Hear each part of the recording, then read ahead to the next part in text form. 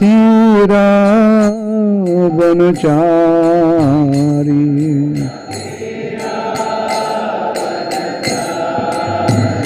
जमुना तीरा वनचारी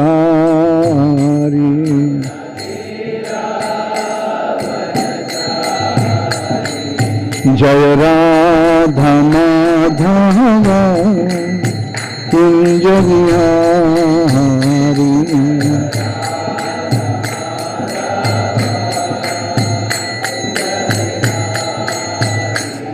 जय राधा माधव कुंज विहारी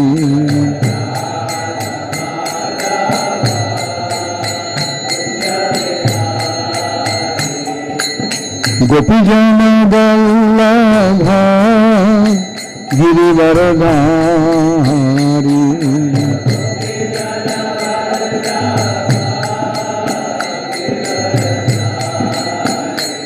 जय गोपीजन वल्लभ गिरिवरधारी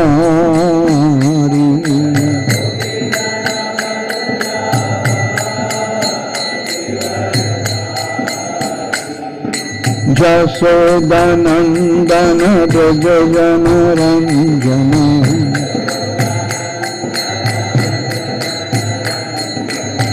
यशोदानंदन ब्रज जन रंजन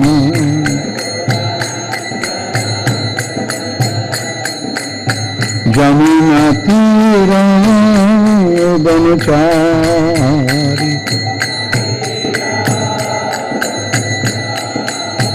जमुना तीरा वनचारी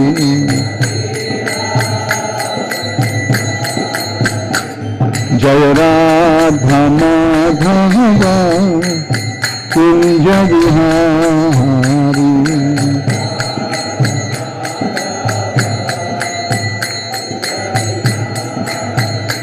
जय राधा माधव कुंज विहारी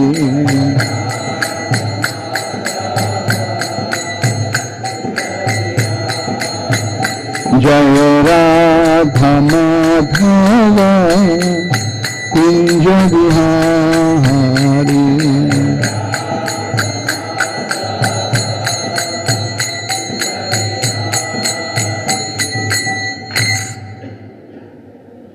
नमो ओम विष्णुपदाय कृष्ण पृष्ठाय भूतले श्रीमते भक्ति वेदांत स्वामी निति नामिने नमस्ते सरस्वती देवे गौरवाणी प्रचारिणे निर्विशेष शून्यवादी पाश्चात्य देशतारिणे श्री कृष्ण चैतन्य प्रभु नित्यानंद श्री अद्वैत गदाधर शिवासादि गौर भक्त वृंद हरे कृष्णा कृष्णा कृष्णा हरे हरे हरे राम राम राम हरे हरे। ओम अज्ञानतिमिरान्धस्य ज्ञानाञ्जनशलाकया चक्षुरुन्मीलितं येन तस्मै श्रीगुरवे नमः। श्रीचैतन्यमनोभीष्टं स्थापितं येन भूतले स्वयं रूपकदा मह्यं ददाति स्वपदान्तिकं। श्रीकृष्ण चैतन्य प्रभु नित्यानंद श्री अद्वैत गदाधर शिवासादि गौर भक्त वृंद हरे कृष्णा कृष्णा कृष्णा हरे हरे हरे राम राम राम हरे हरे। श्रील प्रभुपाद की जय। Hare Krishna. First of all, I seek the blessings of my senior God brothers so that I can properly speak the teachings of Srila Prabhupada.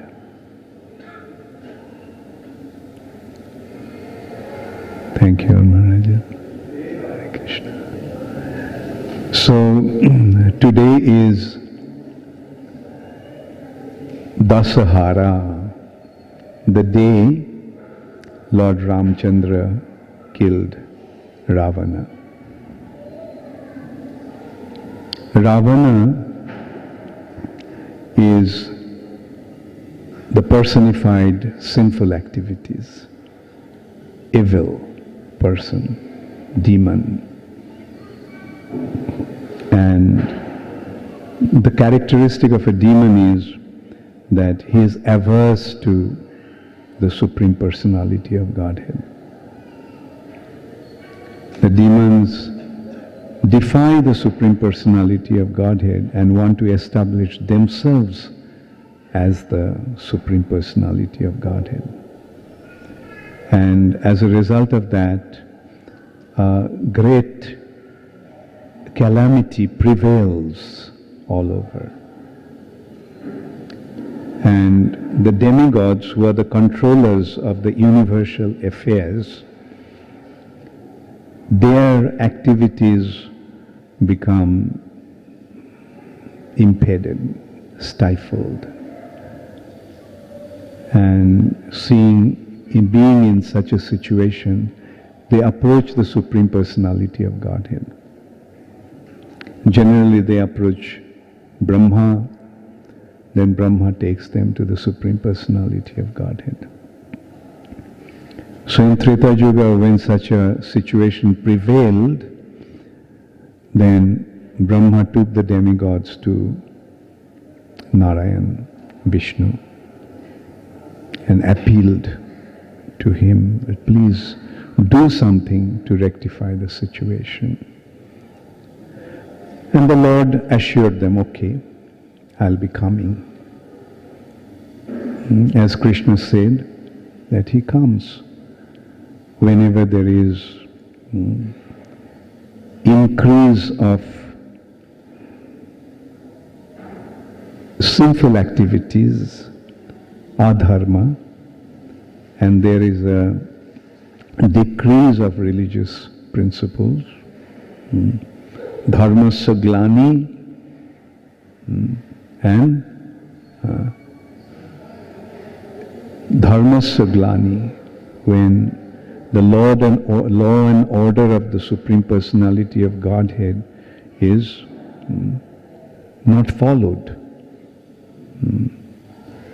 then he comes. Paritranaya sadhunam vinashaya cha dushkritam. And he comes to kill the demons and protect the devotees.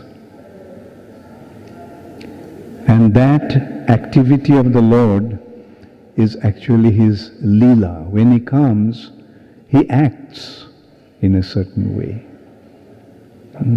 Those activities are not bound by the laws of nature. In the material nature, everything is happening prakrite kriyamanani gunai karmani sarvasaha. In this material nature, everything is happening by the arrangement of guna and karma. Everyone is subjected to guna and karma. But the Supreme Personality of Godhead is not controlled by guna and karma.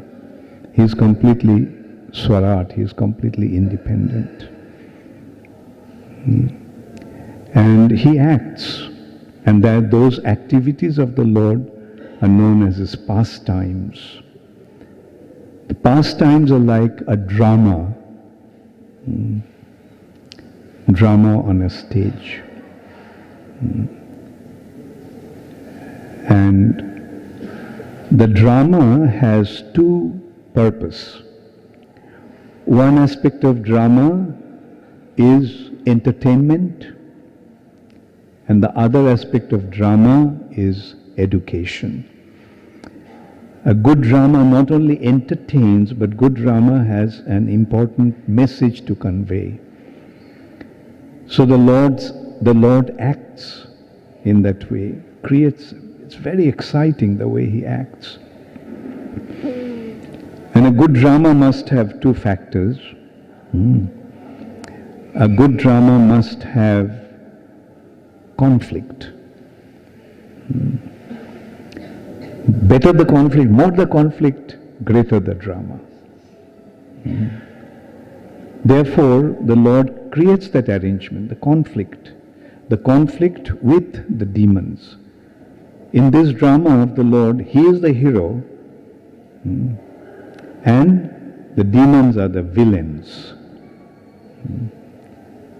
And this conflict takes place with the heroine in the middle. So Lord's eternal consort is the heroine. And through His drama, through this Leela, the Lord teaches a lesson. And what is the lesson?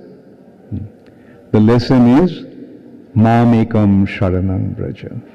Surrender unto me. Never ever line up with the demons. Be with me. Line up with me. Because demons, no matter how powerful they are, how prosperous they are, how nice they are, if they are opposed to the Supreme Personality of Godhead, they must be rejected. And the Supreme Personality of Godhead must be followed. All these demons are very powerful. I think, can somebody control the thing? It's too much reverb, too much echo.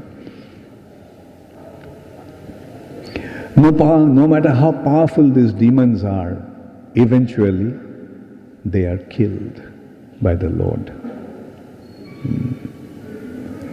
All these demons are very powerful. Ravan was extremely powerful, and they acquired their power by performing austerities and penances.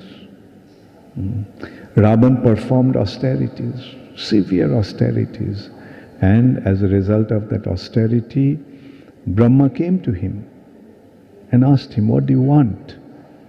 And he said, generally what they want to become immortal. But Brahma cannot grant immortality. No one in this material nature is immortal. So he says, that benediction I cannot give. So the demons try to outsmart Brahma and get their objective achieved. And so they ask, like the way Hiranyakashipu wanted. Similarly, Ravan also wanted, I won't be killed by anyone. But he forgot the human beings. By Lord Jogamaya's arrangement. Didn't ask about the human beings. And anyway, so Ravan became extremely powerful, and he started to cause this havoc all over. So the Lord assured the demigods, okay, I will come. And at that time there was a very pious king, Dasarath, in the Sun dynasty. Imam Vivashyate Yogam, Vivashvan, Vivashan, the sun god, and Vivashan to Manu, his son, Manu to his son Ikshaku. So this is how the Sun dynasty of the warriors, Kshatriyas, came, coming from sun god. The two lines of Kshatriyas, one is from sun god, one is from moon god, Somdev. One is Surya Vamsa, one is Chandra Vamsa. Ramchandra appeared in Surya Vamsa, Krishna appeared in Chandra Vamsa. So in this line of Surya Vamsa, there is a great personality, Dasarath, the son of Aja. Now Dasarath didn't have a son, and a king, it becomes very, very painful, distressful for a king not to have a child, not to have a son, because it's a matter of succession. And the chain can be broken if the king doesn't have a son. That's why you see, like all the kings, like Chitraketu, he was so eager to have children, a son, so much endeavored, and finally got a son. So similarly, Dasarath didn't have a son, and actually in that respect there is one interesting thing happened. When Dasarath was hunting, and he heard the sound. Actually, the sound came from a Brahmana boy, a Rishi Kumar, the son of a sage, was collecting water in a water pot. And that while the water was filling the water pot, it created a sound. And that sound to Dasarath appeared like some elephant was drinking water. So Dasarath had an arrow called Sabdabhedivan that could, you can say, the sound missile. Like following the sound, it would hit the target. And the son was dead. And he took the dead body of this Rishi Kumar to the father. The father was blind. His son was the only shelter. So he actually was naturally very distressed, very much afflicted, very pained. And he cursed Dasarath that just the way I am feeling the pain of losing my son, you also, by losing your son, you will die. Your son, separation from your son is going to cause you the death. So naturally Dasarath was very perturbed, being cursed in this way. So he went and told his guru, Vasishtha Muni, and Vasishtha consoled him that, look, the curse has become a benediction. Because you don't have a son. And he said, due to the separation from your son, you are going to die, so that means you are going to have a son. So, anyway, so although Dasarath in the beginning didn't have a son, but Vasishtha advised him, Vasishtha and Bopodev. They're his family gurus, the family priest, the family guru. And they suggested that he perform 2 yagyas. One is Aswamedh Yagya and the other is Putrishti Yagya. Putrishti Yagya in order to get a son, and Ashwamedh Yagya, which is the king of all sacrifices. So as a result of performing that Yagya, Ashwamedh Yagya, a celestial personality whose complexion was like monsoon cloud appeared with a pot of sweet rice and gave it to Dasarath and said, give it to your queens. Dasarath had 3 queens, Kaushalya, Sumitra and Kaikeyi. And all 3 could not give him any child. So he took that pot of sweet rice. He gave half of it to the principal queen, Kaushalya. Then he divided that into half. He gave 1/4 to Sumitra. I'm sorry. And then he gave 1/8 to Kaikeyi. No, I'm sorry. They gave 1/4 to Kaikeyi and 1/8 to Sumitra, because Kaikeyi was his favorite queen. She was known for her beauty and she was the youngest of the 3.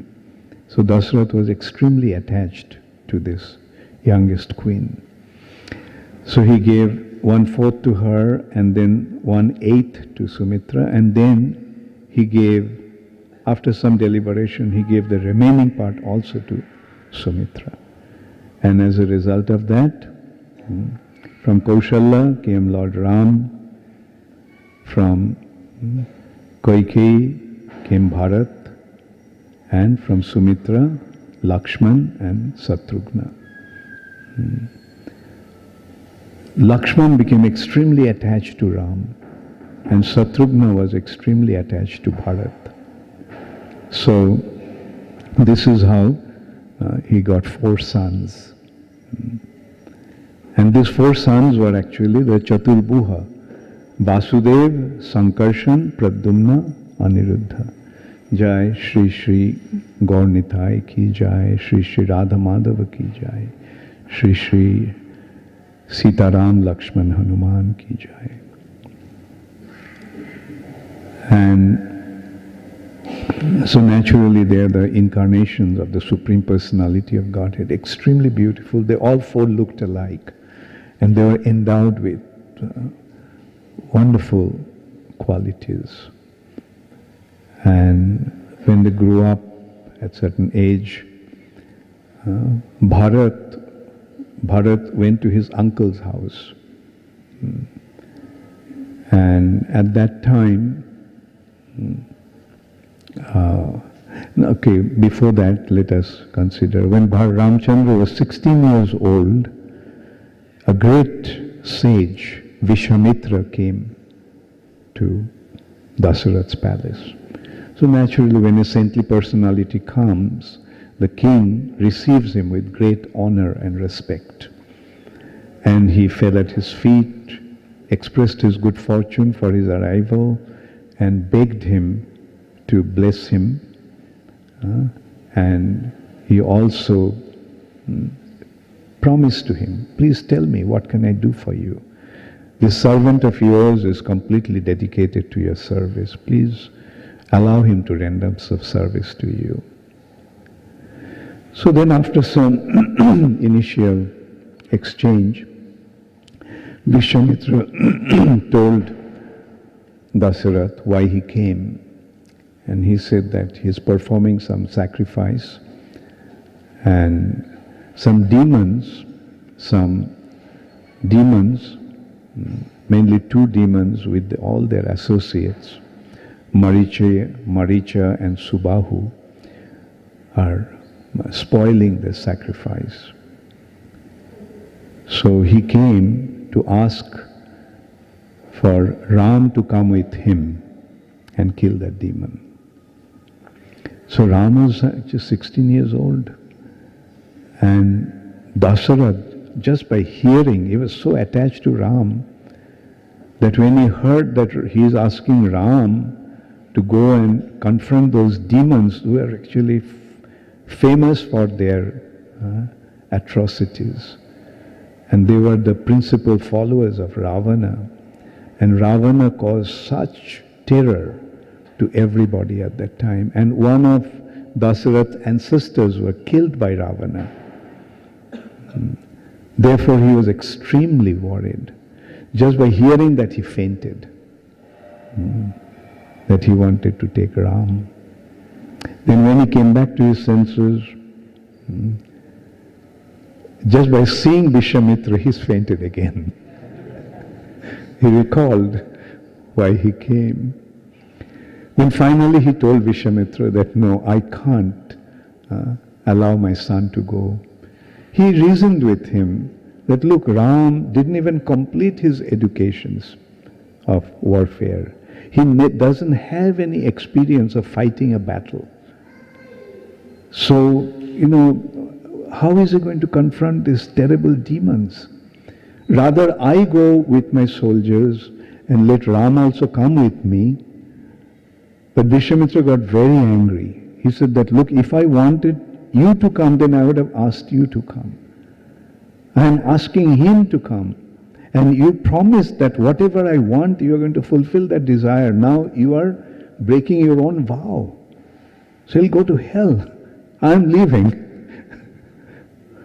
So at that time, Vasishtha, seeing the anger of Vishwamitra, he consoled Dasarath that, look, if Vishwamitra wanted, he could kill these demons. He has the power. And since he has come and asking for Ram, there must be some special reason for that.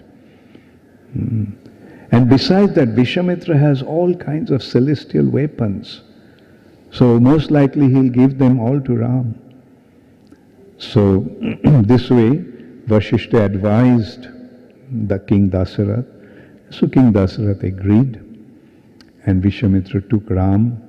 And while going to the ashram, on the way when they stopped at night at the bank of the river Saraju, they confronted one demoness called Taraka Rakshashi.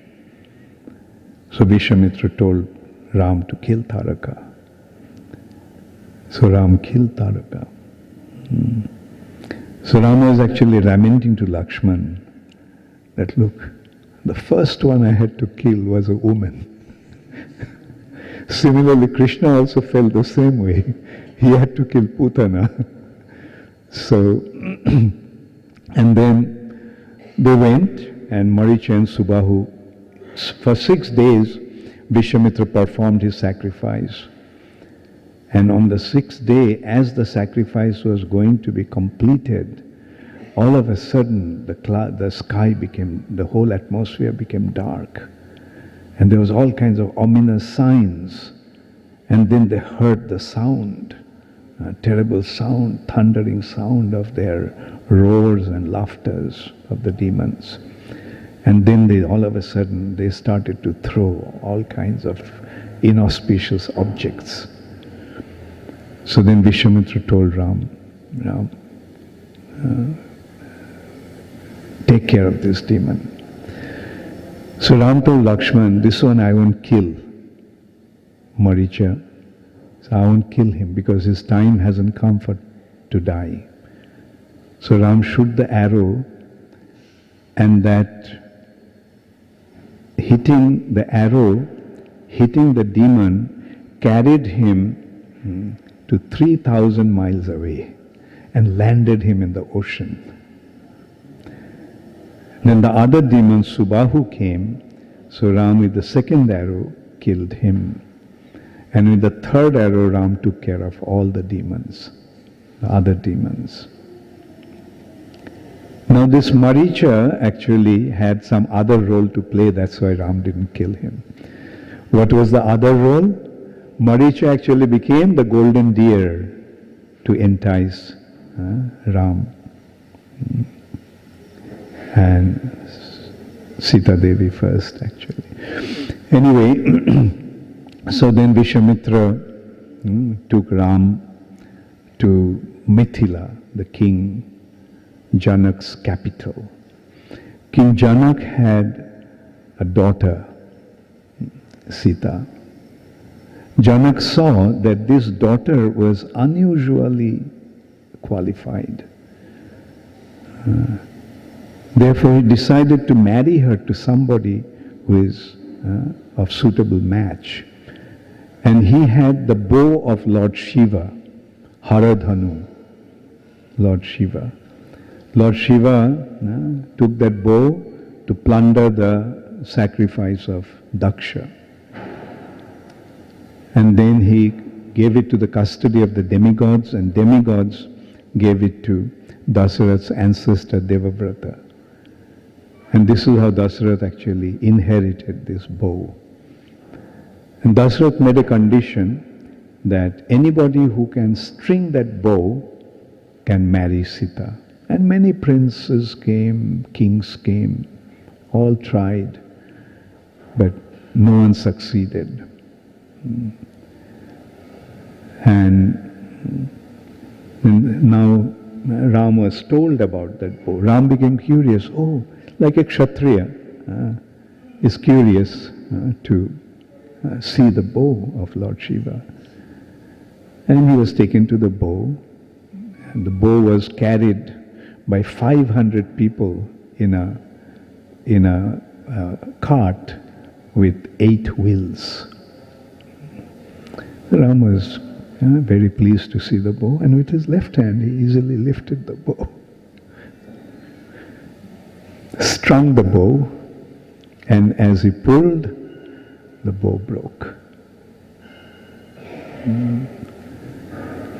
So everybody Janak could see that Ram is a suitable match for Sita and arranged for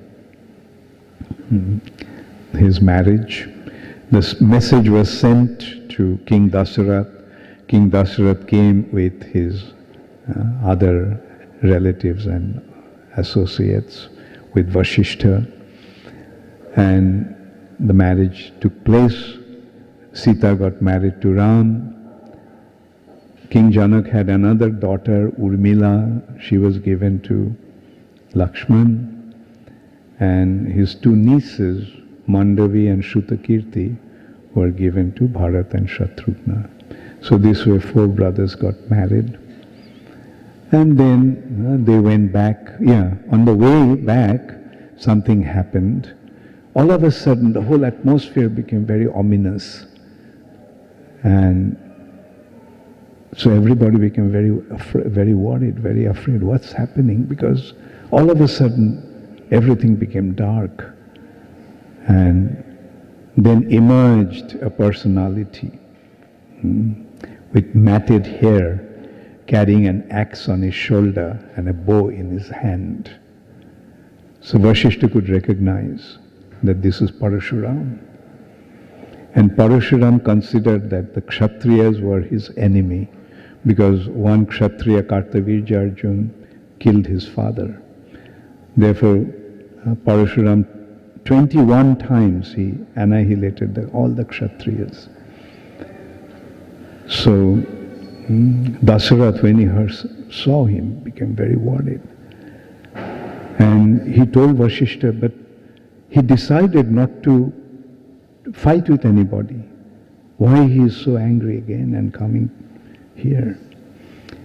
So Vasishtha asked him, Parshuram, you are supposed to have given up your tendency to fight again against the Kshatriya. Why are you?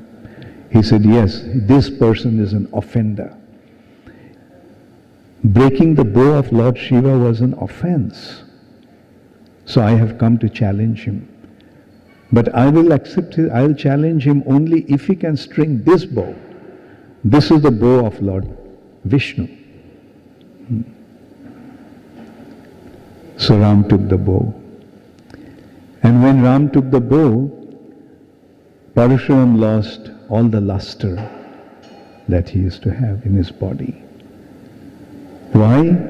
Because the energy, the potency that he invested, Lord Ram or Vishnu invested in him. He was a Shaktavesh avatar. He was empowered. So that power, the potency was withdrawn from him by taking the bow.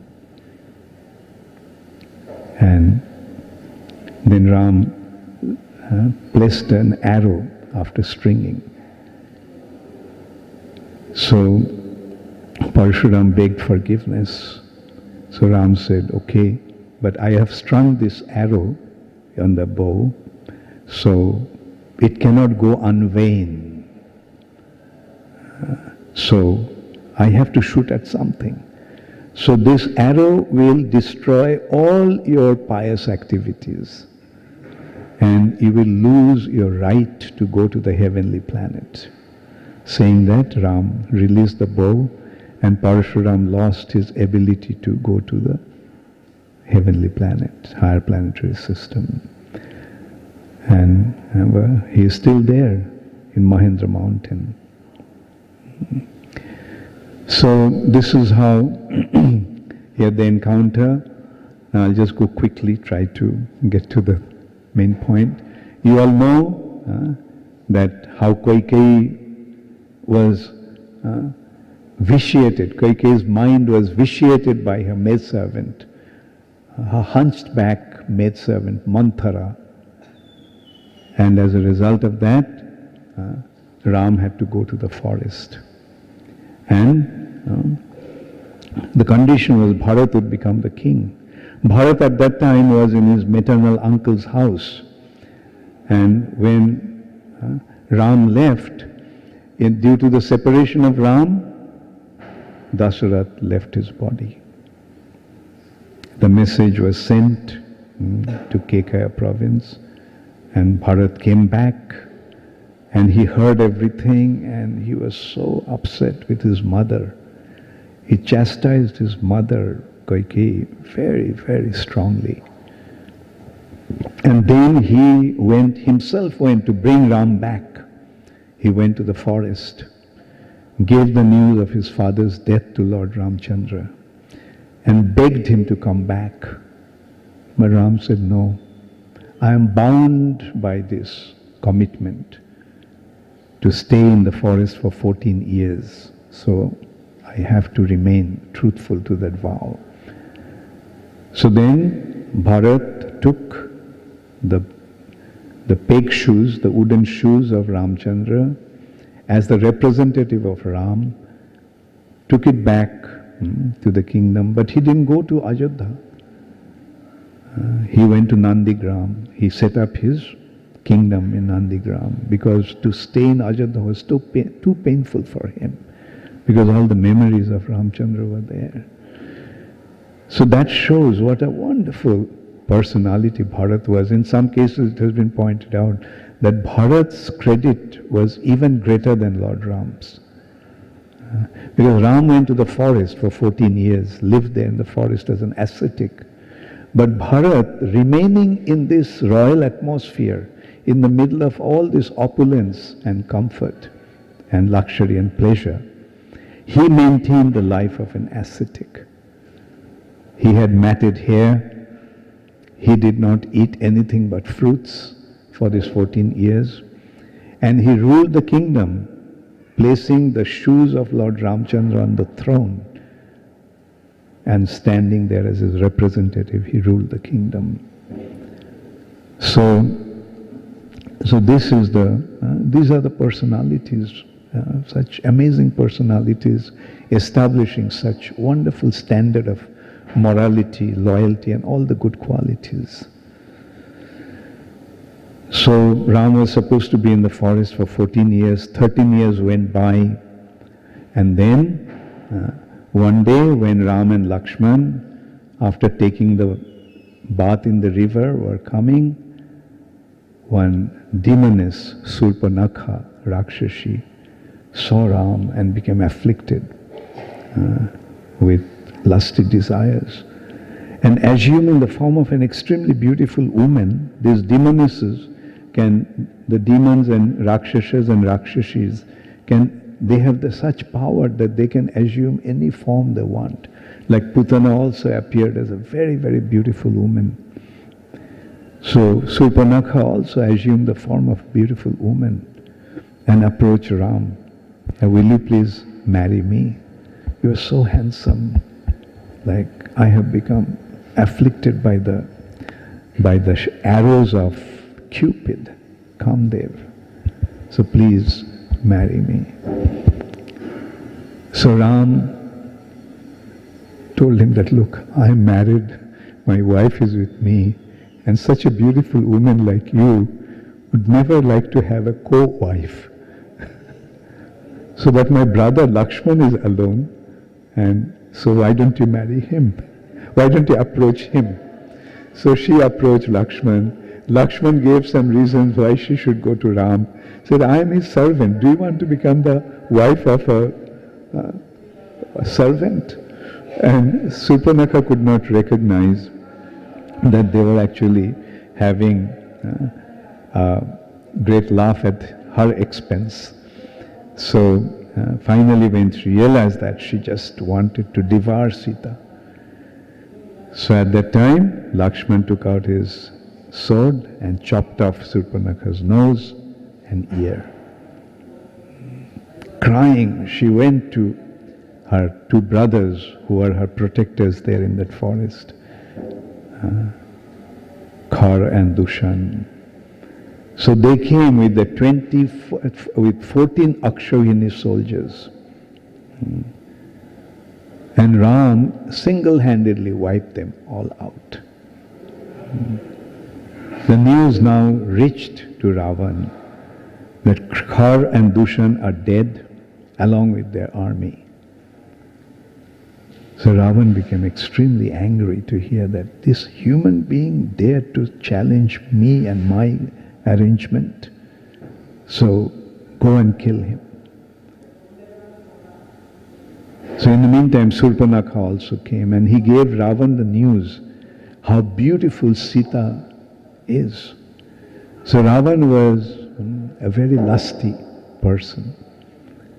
So he became enchanted hearing about the beauty of Sita. So now the Ravan came and stole Sita. Yeah, actually, anyway, let's not go back to that. There are so many details, like I'm just trying to skip them and go on. And then Ram came and found that Sita is missing. So Ram and Lakshman started to look for Sita, and they came across some monkeys in a mountain region. And these monkeys actually gave him the news that they saw Ravana in his flying chariot was carrying a woman, and that woman drops her ornaments. So they showed those ornaments, and Ram could recognize that they are Sita's ornaments. So these monkeys, they came to support Lord Ramchandra with the monkey army. And with the monkey army, Ram went down. One of the monkeys, Hanuman, brought the news of Sita. Jai Shri Gaur Nitai ki Jai, Sita Ram Lakshman Hanuman ki Jai, Shri Radha Madhava ki Jai. Hanuman brought the news of Sita, and now Ram, along with the monkey soldiers, went to attack Ravan in his capital, Lanka, which was an island. Now how to go to that island? So a bridge was built. The bridge was 100 yojanas, that is 800 miles long and 80 miles wide. The bridge was completed in 6 days. In that respect also, there was an anecdote. So the monkeys were, big monkeys were carrying big boulders, mountain tops, and all kinds of things to throw in the ocean to build the bridge. And so Hanuman just came to Vrindavan, and he was about to pick Govardhan. And at that time there was a celestial voice saying, no need of any more support and help.